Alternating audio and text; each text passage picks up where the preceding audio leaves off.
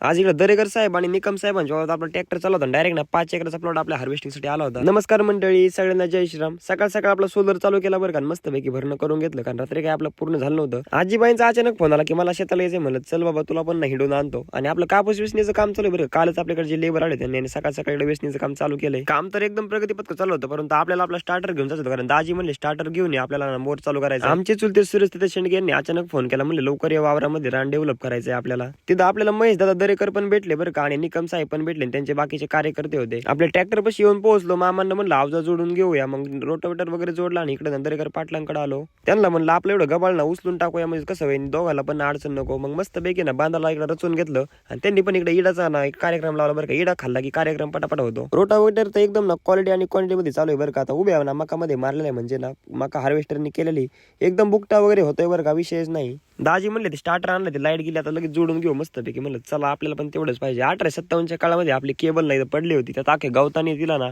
ओढून घेतलं होतं, मग पटापटा केबल वगैरे काढून घेतली। बोरवेलचं स्टार्टर आपण डायरेक्ट इकडे ना एरीला आणला होता, आणि एरीचा परत बोरवेलला करून टाकला। आजीबाईला संध्याकाळी घरी सोडलं, आजीबाई म्हणते ही बाटली कशाची बघ बाबा, मला मारायची माझी मिरच्यांवरती।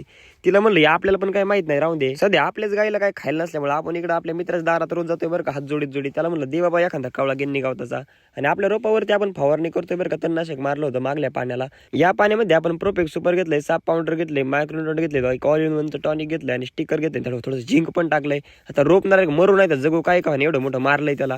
गावामध्ये आलो दाजींना ना फिल्टरचं पाण्याशिवाय काय जमत नाही, मग त्यांची शिफ्ट घेतली 1858च्या काळातली। आमचं दाजी पण मोकार चेंगडेत बा, ही ना स्कॉर्पिओ आणायची आणली शिफ्ट, हेल नाही लाईट ना भीट, पण जाऊ दे आपण इंडिकेटर वरती जाऊ। संध्याकाळी अचानक आमच्या गाड्यांचं नियोजन ठरलं, चला श्रीगोंद्याला जायचं आपल्या। म्हणलं चला आधी आडवेगाव मध्ये आलो, सावता भाऊंकडे इकडे जयंत भाऊ गुलाब भाऊ आपण, कारण आपलं ना पेन ड्रायव्हरच होतं, सगळे ना ओल्ड गाणे म्हणलं भरून टाकायत किरताना फिरताना। श्रीगोंद्याला आलो, इकडे ग्रीसचा डबा पण घेतलाय, कारण ट्रॅक्टरला सध्या मोकार धंदा आहे, म्हणलं तिला ग्रीस पाणी पण केलं पाहिजे। गाड्यांना पण ना मोकार ना खुश झालेत, त्यांना म्हणलं तुम्हाला खर्च पण करतो। आमच्या गुलाब भाईंनी डायरेक्ट नवीन खरेदी केली बरं का, 2-3 एकराची खरेदी नसून ती डायरेक्ट एक मफलर होती। माझ्या मित्रांनी कानटोपी घेतली का काय वावर घेतले 2-4 एकर, त्याला असंच वाटतं नुसतं हवेच राहिला। जयंत भाऊला म्हणलं आपल्या दोघांकडे काहीच नाही, आपण काय करायचं। मग काय डायरेक्ट इकडे एटीएम मध्ये पोहोचलं, माऊली भाऊ पण आले, ते माऊली भाऊला म्हणलं आपले पैसे थोडेसे डिपॉझिट करायचे, मोकारना लोकांचे पैसे म्हणले हप्ते बिप्ते लय झाले, तर पटापट सोडून देऊया। मग ह्याला 90s एक गलास पाजला, म्हणलं माझ्या नावाने शेअर्स करा। संकेत भाऊंचा अचानक फोन आला की आता आमची एक भाजी आणा भाऊ। मग काय वैष्णवी हॉटेल मधून मस्त पैकी शेवभाजी घेतली, संकेत भाऊला पोच करून टाकली। चला मग तुम्ही व्हिडिओ आवडल्यास लाईक आणि फॉलो करा विसरू नका। धन्यवाद।